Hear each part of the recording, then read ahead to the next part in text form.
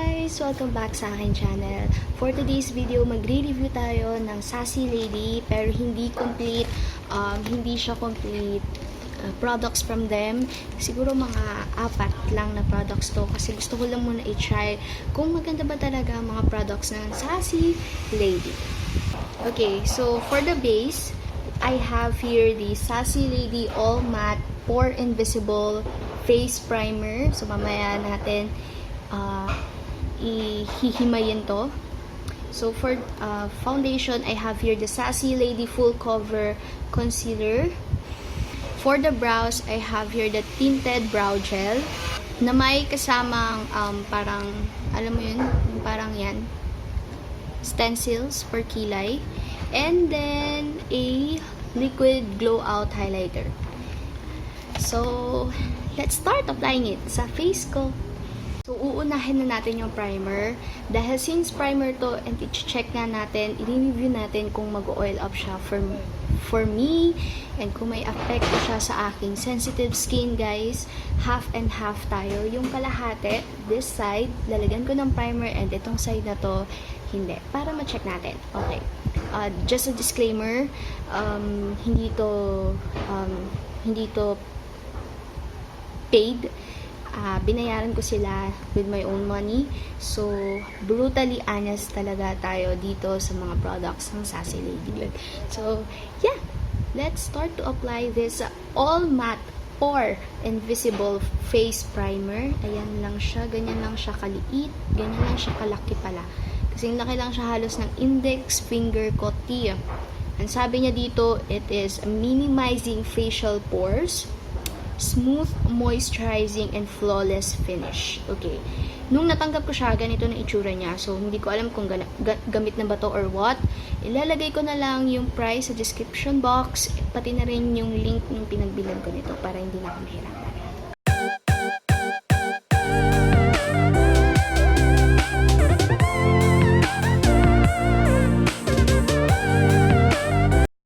Ito yung kanyang consistency. Silicone and smooth.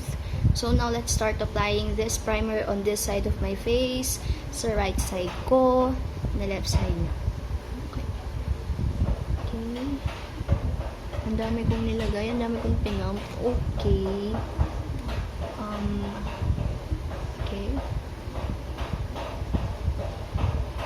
Okay, another disclaimer, kapag may nakikita kayong namamakbok sa ilong ko, guys, bakbak yan ha, hindi yan kulangot. Oh, bakbak yan. Hindi ko alam kung bakit. Nalagay ko lang siya under my eyes, sa my lids, sa my noo ko, na oily na ngayon. Let's see kung meron ba talaga siyang epekto sa bihis natin.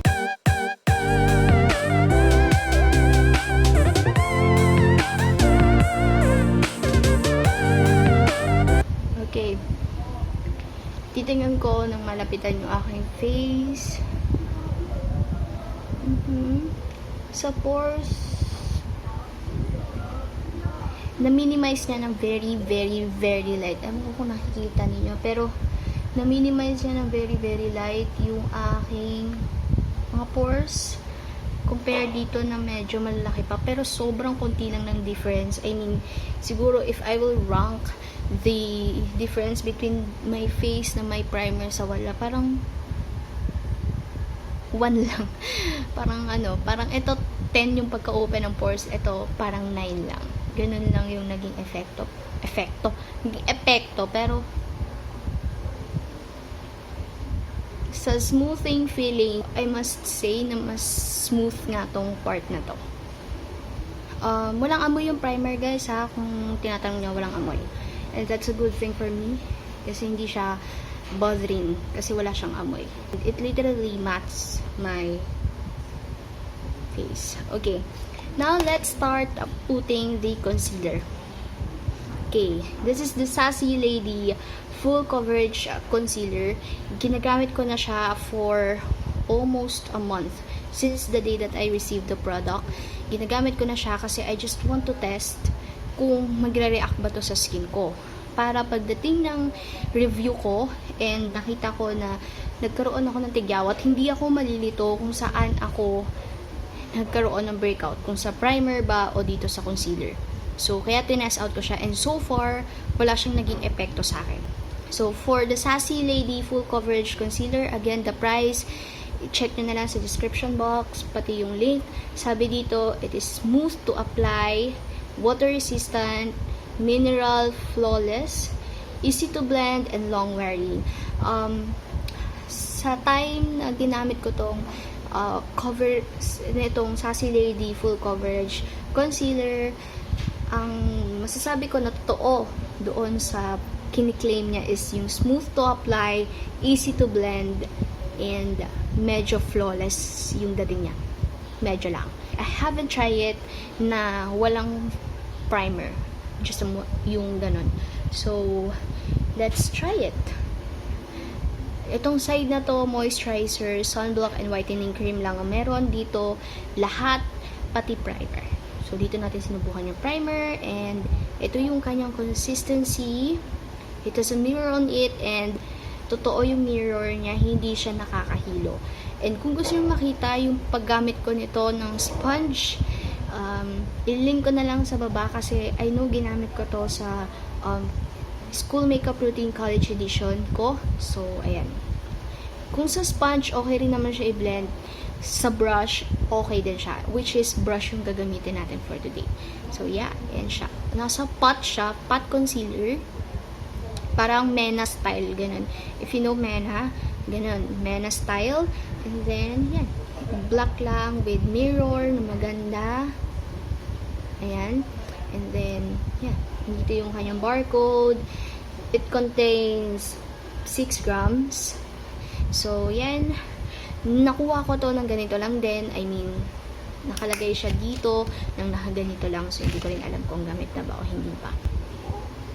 So, ilalagay ko lang siya all over my face. Simulan muna natin dito sa may part na merong primer. Nawawash out na naman ako. Sorry.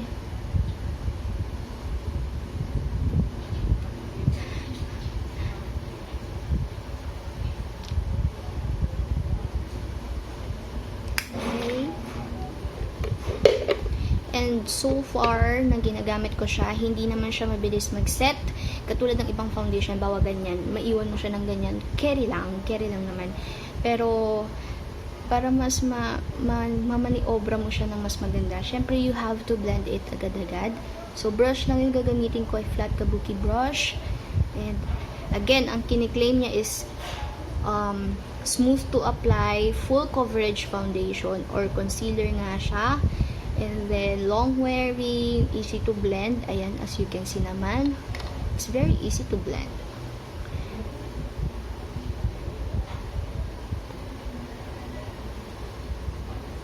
Since it's full coverage, ewan ko lang kung magkikake to sa akin. Kasi, dito sa side na to, kasi hindi ko pa nga siya natatry ng walang, you know, ng walang primer. Okay.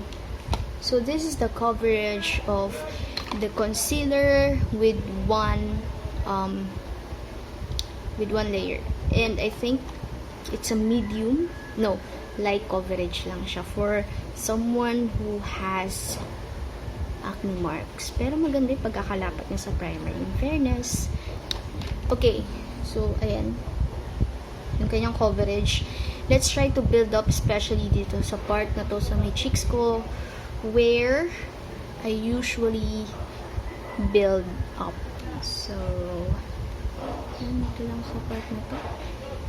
Kasi dyan ako nangangailangan ng coverage. And then, same brush. Okay. Dahil binild up natin to, babantayan natin tong part na to if magti-take na siya. Same spot din kung saan ako may mga tigyawat. I mean, may mga acne marks. And, good thing kasi kahit brush yung gamit natin, hindi siya nagkakaroon ng streaks. Kaya nga gusto ko to eh. Kaya nga mas preferable kung gamitin na lang siya with the brush. Kasi nga maganda naman talaga siya. Di ko pala nasabi yung shade ko sa concealer. I am in the shade A40 Natural. So, saktong-sakto lang siya sa skin tone ko and sa kulay ko. So, yeah. Ito yung finish niya. And I must say na from kaninang coverage, it is medium. It is light medium. Hindi siya high medium yung coverage. It is light medium. Kasi, may, my tigidongs is still peeking through. Okay, so ilalagay ko na dito sa part na walang kahit ano except sa moisturizer, sunblock, and whitening cream. Tingnan natin kung same ba ang magiging reaction ng skin ko with this. Again, I haven't tried it na walang primer, okay? So, this is my first time. So, let's see if maganda ba ang oil control ng sarili nitong full coverage concealer nila, pati na rin ang lapat niya sa skin ko na oily, textured, and sensitive. Okay.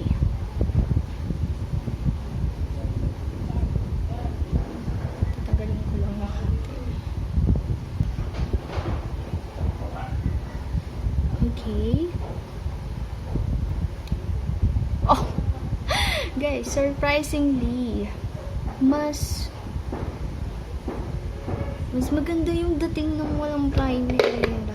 As in, mas bet ko. Dito pumapasok na. Ayan, wait lang. Zoom in ko kayo. Ayan. Ayan, pumapasok na. Sa pores ko, may primer pa yan. Pumapasok na siya dito. Hindi masyado. Mas natakpan pa nga niya yung pores ko dito. Good thing wala akong primer dito, ha. Dito meron akong primer. Diyos ko. Okay. Kaya namang maniobrahan. Magbe-blend lang tayo sa may kamay. Masyado nang zoom in. Pero, ayan. Hindi ko ikakahiya. So, ayan. Mas maganda yung itsura niya talaga. Mas forgiving yung itsura ng walang primer. So, ang gagamitin kong pang set is this, pang bake, this Johnson's Baby Chirbachenes. Under the eye. Hindi ako gagamit ng sponge. Ano lang, talagang literal na ibibake ko lang. Ganyan. Okay, now let's move on sa tinted brow gel nila. Dito ko pinaka na-excite kasi sabi nila waterproof daw to. And sabi rin dito, waterproof. This is their tinted brow gel. And then, ang sabi sa box, it comes with a box saying na waterproof corrector, long-lasting, and smudge-proof daw siya. Sabi dito sa kabilang side, Sace Lady Cosmetics together with their site and their Facebook page, including the manufacturing date and the expiration date. Okay, so nandito din yung mga ingredients, and then 12 months upon opening, and then made in China daw siya, and cruelty-free. Ang kinuha kong shade is number 2 kasi dark brown. So, ayan siya. And then, ito yung itsura niya. Kasing laki lang halos ng primer, guys. Okay, so don't expect. Pero, as a brow gel, sobrang, alam mo yun, sobrang laking tipid na nito kasi isang pump, 4 na kilay. So, ganun din yung sabi dito sa may harap, tinted brow gel, waterproof corrector, long-lasting, smudge-proof. And, nagamit ko na rin to. So, ayan. Bumili ako ng pot para dito. Ipapump ko na lang. That is enough. As in, sobra-sobra pa nga. It comes with the stensils. Pero, hindi ko na kailangan ito. And then, zoom in ko pa ba kayo? Zoom in. Yan na, close na tayo. Okay. Ayan yung aking kilay. I will get the product.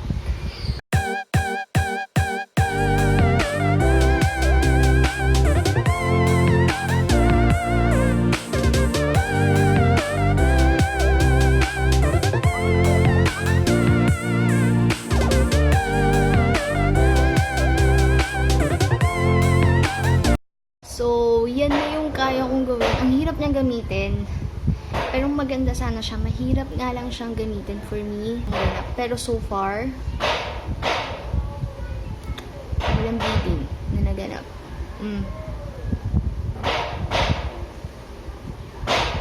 Fairness. Okay. Tapos tayo sa kilay. Mamaya ako mahusgan ng kilay. Okay? Nag-powder na tayo! Shit, I forgot. We have the liquid glow out highlight. Okay, anyway, hindi pa naman huli ang lahat.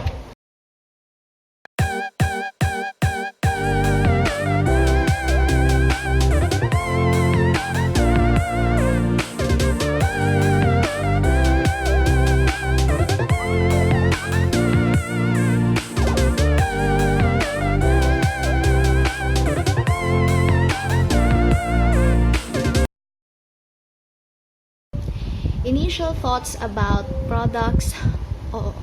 Initial thoughts about this 4 products of Sace Ladies.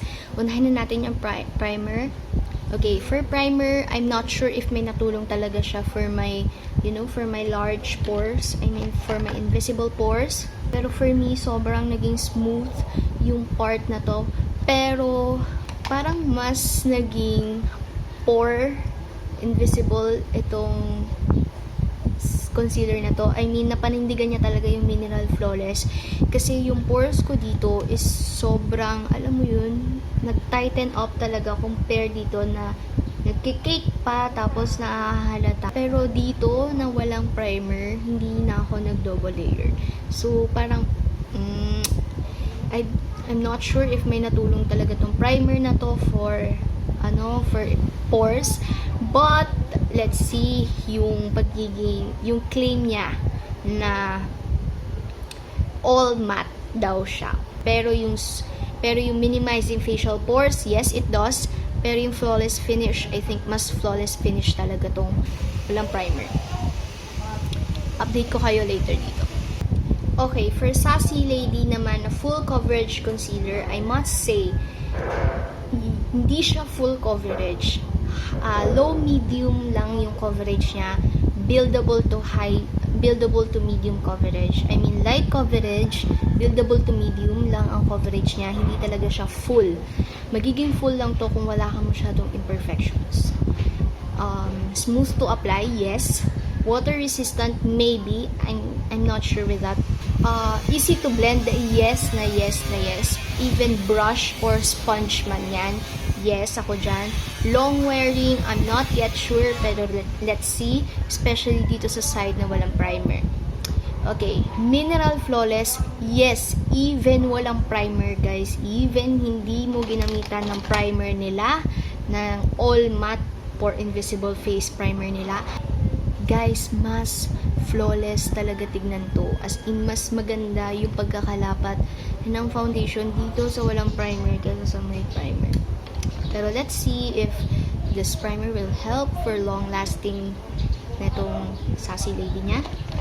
For the brows, I am having a hard time to fix my brows, especially here. I like it, but more parang if you are a beginner and you're starting to to fix your brows, you are starting to make up and to fill in your brows, I think hindi to makakatulong kasi liquid siya. It's a gel. And parang hindi safe if you're a beginner tapos gagamitin mo to. Ako nga, I'm having a hard time to use this to fill in my brows. So I think hindi siya makakatulong. It takes time to practice. It takes time to practice this kind of brow gel. Pero maganda siya. Pigmented. As in, super duper pigmented. So, it's now 3:26 p.m. And siguro mag-update na lang ako or babalik or magpa-final update na lang tayo after 8 hours. So, thank you. See you guys later. So, this is my final update. Dito na ako mag-final update sa kwarto kasi may mga tao na sa baba and hindi nyo magugustuhan. Okay, I have here also my final thoughts. Sinulat ko na para wala akong makalimutan. So, this is my face after exactly 8 hours. Yes, 8 hours na yung nakakalipas. And, ayan, dito pa rin yung highlight. Oily na ako dito, and wala masyado sa noo. Okay.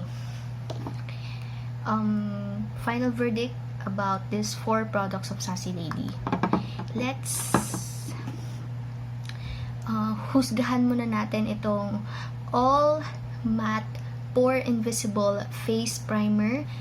My final verdict about this primer is it does its job. It minimize the pores, pero konting-konti lang. Sapat na to help the foundation to look flawless. And then, maximum of 6 hours na yung kaya niyang kontrolin sa oil ko. Pero mas oily tong side na to. So, mas tolerable tong side na may primer kaysa sa walang primer. And then, amoy. Sa amoy. Nawala siyang amoy, and that's a good thing for me. Having a sensitive skin, hindi ako mababahala na ilagay ito sa mukha ko kasi wala nga siyang amoy. Okay, for its price point, 6 ml for a price of below 100 is a good. And yung price niya para sa performance niya, okay na rin kung hindi naman masyadong malaki yung tatakpan ninyong pores. That's the job. So, for me, it's a yes. Okay, for their concealer naman, yung full coverage concealer nila that contains 6 grams. And the good thing is, ayan, wala siyang primer dito sa left side ko, pero halos pareho lang sila ng performance ng may primer. Hindi siya nagsisettle sa pores, maximum nga ng 6 hours na matte, and sa amoy. Okay, meron siyang crayon scent ng very, very light. I mean, Crayola. Crayon scent. Crayon scent ng very, very light lang. For the price, sa dami, below 100 ko lang din to nabili. Good. It's a check for me. And price for the performance, maganda siya with or without primer. So, this is a check for me. This is a yes for me. Itong concealer nila. For the brow. Okay. Itong tinted brow gel nila that comes with a box. Okay. For the long lasting, I must say na totoo na long lasting talaga siya kasi until now, hindi pa rin nababangasan yung kilay ko. Very pigmented. Kaya hinay-hinay lang. Matipid. Kasi nga pigmented. Isang pump, kaya na ng 2 araw. So, I suggest gawin nyo yung ginawa ko kanina. Bumili kayo ng pot and then dito nyo i-pump para hindi sayang yung tira. Next is, ayun nga, matipid and hindi makintab sa kilay. Although, oily na yung kilay ko. Hindi siya nagmumukhang makintab, pero oily na yan. Sa price point, with 85 pesos together with this stencil and contains 6 ml is a good purchase kasi mura na yon, and isang pump kaya na ng 3 araw. 2 to 3 depende. So, matipid talagang gamitin to. This is also a check for me. Okay, last one, liquid glow highlighter nila that contains 6 ml of the product. I think pare-pareho 6 ml, no? Yeah, 6 ml. I must say na mabango siya, pigmented and blinding talaga yung highlight, and long lasting. Actually, long lasting siya. Okay, mabango, pigmented and blinding tong product na to. Pero, ang ayaw ko lang dito, ang medyo off lang talaga sa akin is yung glitters niya na kumakalat. As in, kumakalat siya. Ayan, nakikita. Dito ko lang nilagay yung ito, pero andito na yung glitters. Also, dito sa pisngi, ayan. Nakikita nyo, may glitters na, ayun o, kumikintab. Grabe siya. Yun lang, yung glitters nito hindi makapit I mean, parang masyadong buo yung glitters para sa isang liquid highlighter. Price point, sa dami is a check kasi matipid nga rin. And sa performance niya is also a check for me. Final thoughts about Sace Lady. This is not a full face yet. Pero so far, sa apat na na-try ko na product nila, maganda lahat. Promising lahat. So, parang gusto kong orderin pa yung ibang products na wala tayo and then i-review natin. Thank you so much for watching this video. If you haven't subscribed, mag-subscribe na kayo. And kung nagustuhan nyo to, i-like nyo yung video. And yun lang. Maraming salamat sa panonood. See you on my next review. Bye-bye!